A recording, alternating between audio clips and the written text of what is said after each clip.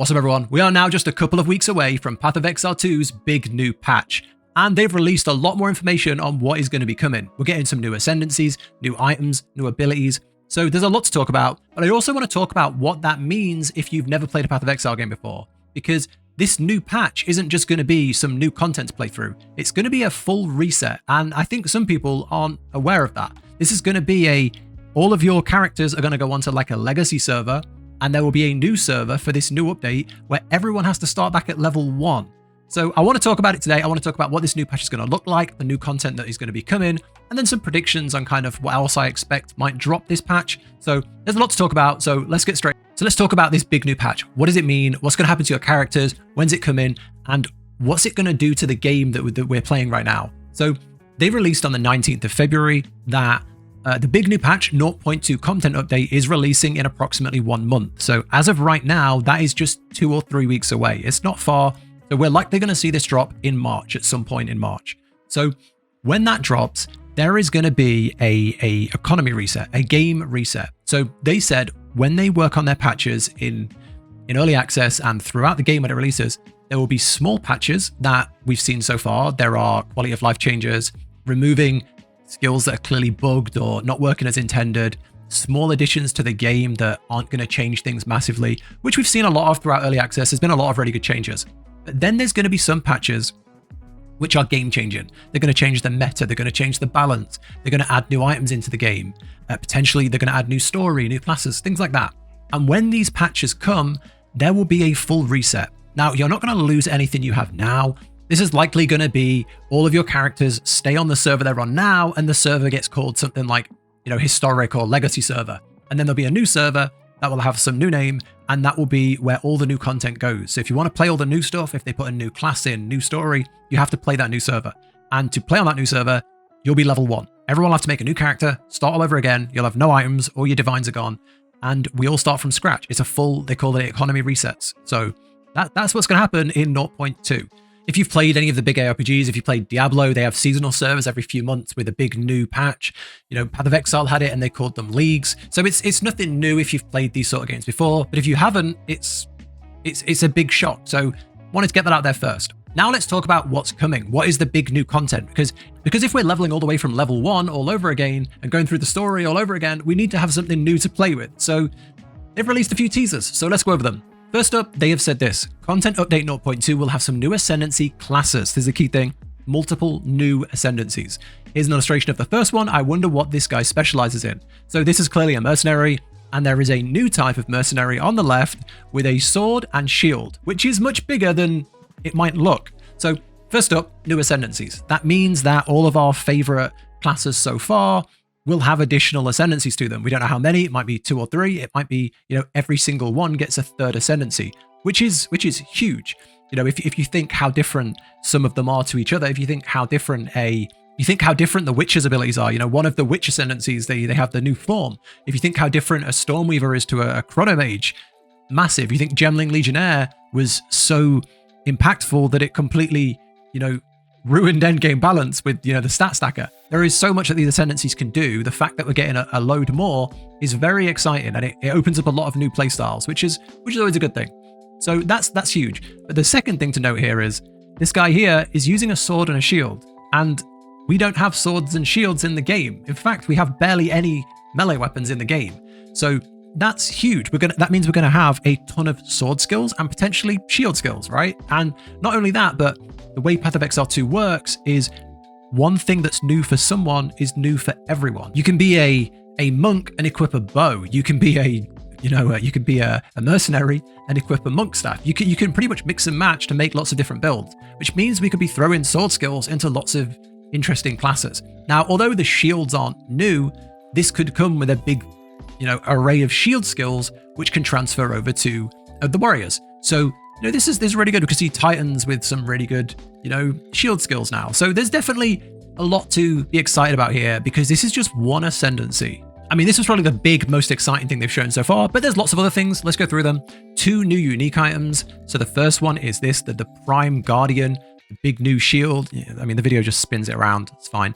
But this is increased armor and energy shield, which is very exciting. Energy shield was pretty overpowered in season 1. Stats, again, Elemental resistances, great.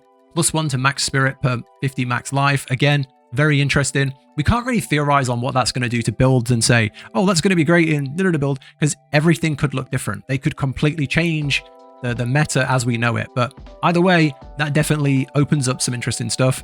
Down to here, we've got the deepest tower. There's a helmet, 112% increased armor and energy shield, increased life, chaos distance. Again, nothing crazy. Enemies in your presence count as being on low life. It's nothing too crazy, I wouldn't say. Then we've got the Bringer of Rain, another helmet, increased armor and evasion. There's a dex strength helmet, increased accuracy, life regen.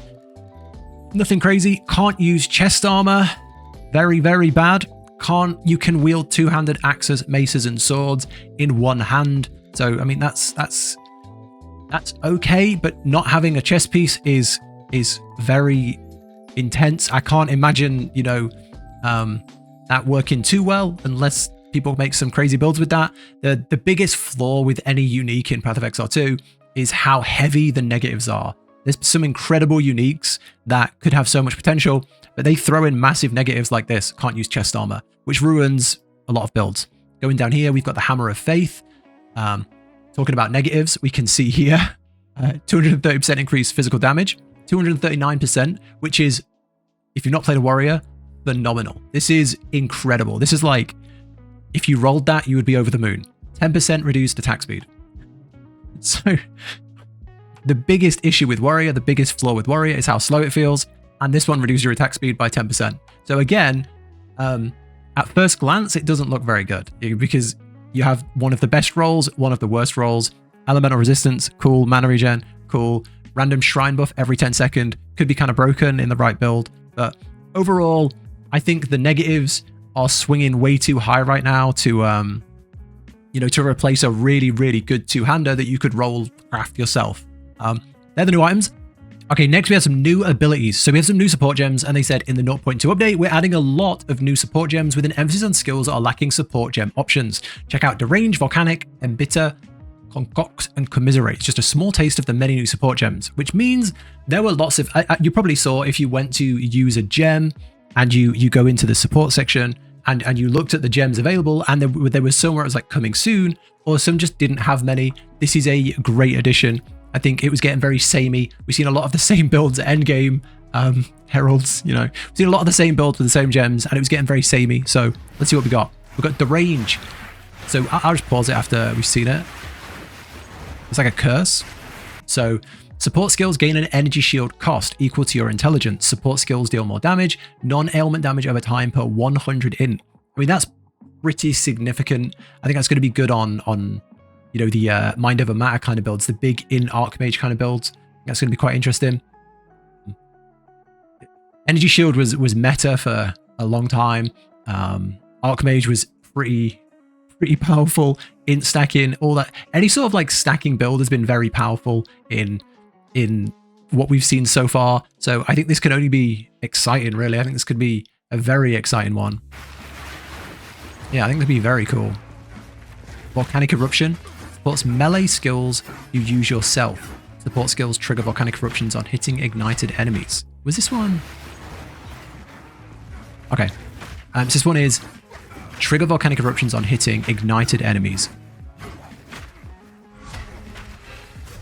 So if you've seen the druid footage that was released over a year ago, you'll notice this skill was shown a lot in the druid footage. Curious.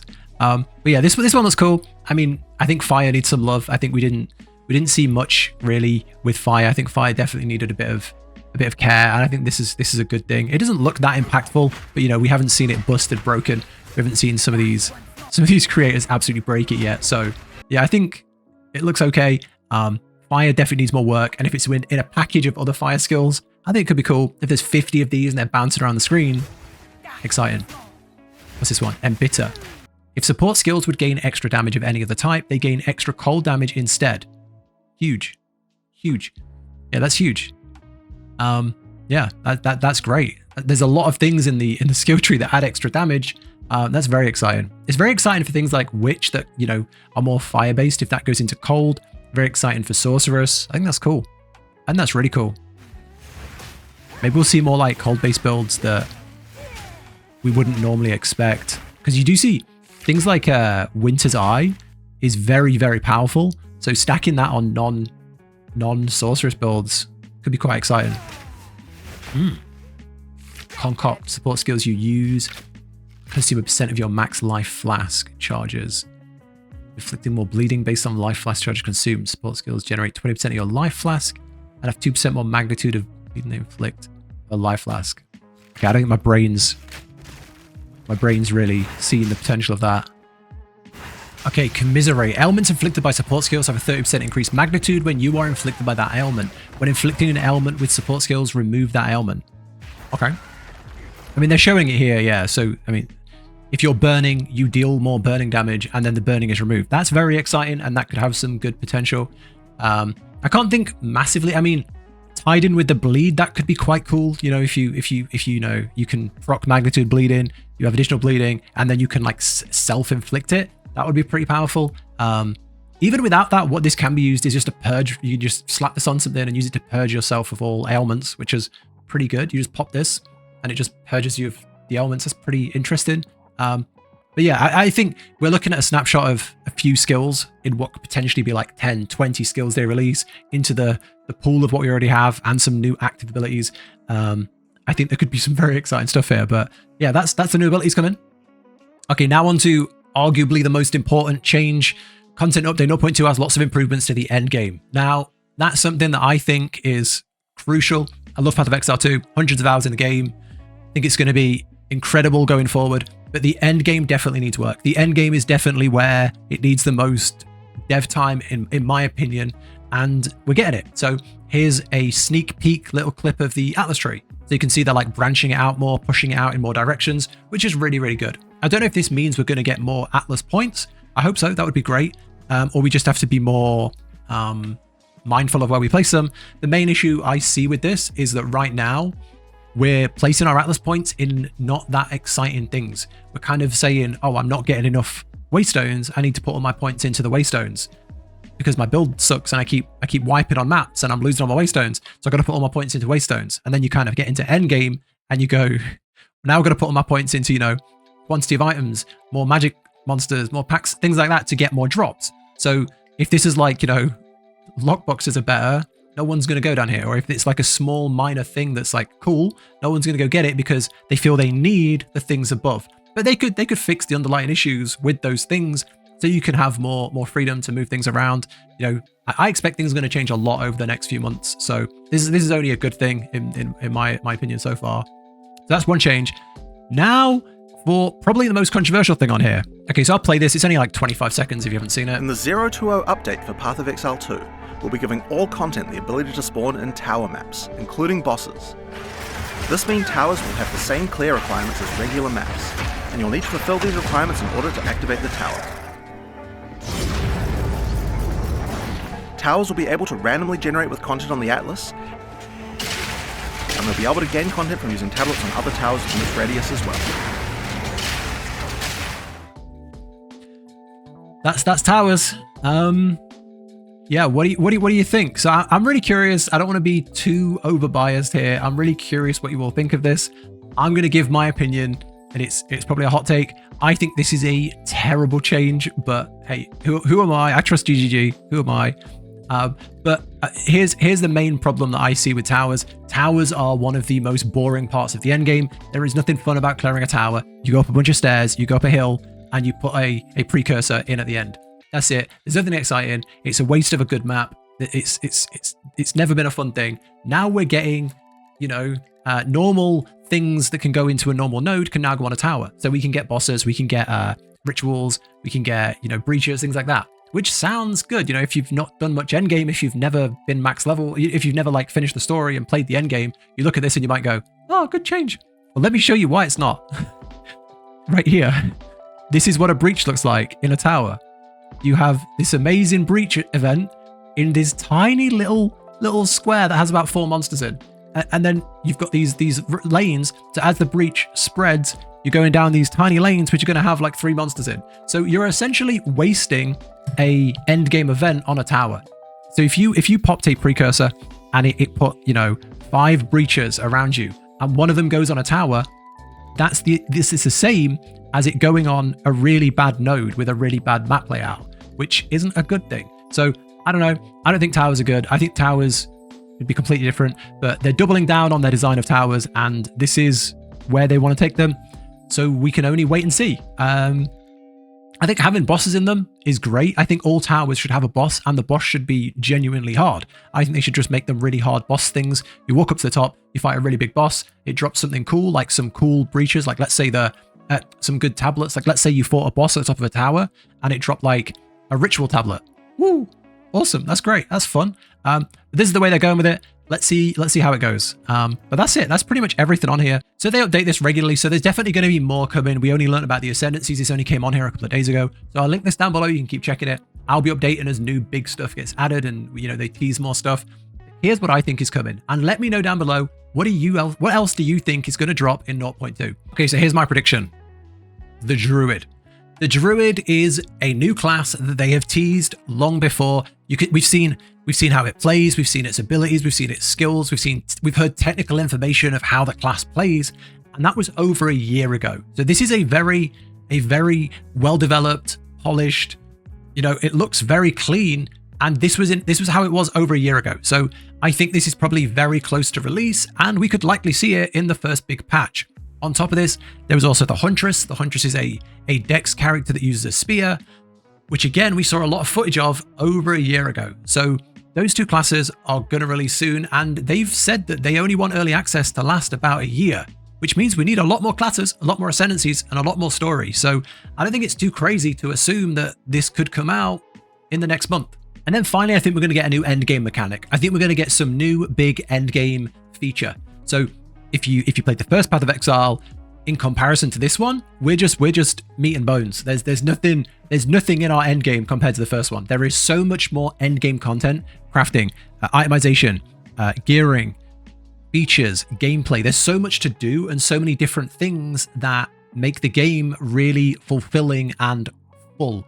Whereas PoE 2 feels much more bare. So I think if we go through the early access, and the way these leagues normally work, the way these big resets normally work, is in the first game, there is a new league mechanic every time they reset the game. I think we'll see the same thing here. I think they'll release some new league type mechanics, some new feature. Think like a breach. They'll add something like breach, something like ritual into the game, each one of these big resets. And then when we do get the full release, the end game will feel much more fuller. That's my prediction. I might be proven wrong in 2 weeks, and this is the worst patch ever. but yeah, that's everything we know about Content Update 0.2. Hopefully we'll be renamed to some really cool mechanic that gets added. We'll see, you know, hopefully. But yeah, I'm really excited for the next big update. I think you're going to see a lot of people, especially myself and the people I play with. I've seen that we've done a lot of what we wanted to do in PoE 2. We've got hundreds of hours. I've got like 500 and something hours. We've played all of the game, all of the end game, lots of different builds. And now we're just kind of chilling out. We're just waiting for this big patch, this big reset. And we're going to jump back in, grind it all out again. There'll be lots more Path of Exile videos come in when we get this big reset. And yeah, I'd say take it easy. If you're feeling burned out, take a few weeks. There's lots of games come out recently. Take it easy. This big patch is going to be much bigger than a lot of you might be expecting. So yeah, I'm hopeful. Let me know what you think down below. Are you still playing? Are you excited for it? How do you feel about the reset? But that's it from me. Thank you for watching, and I'll catch you in the next one.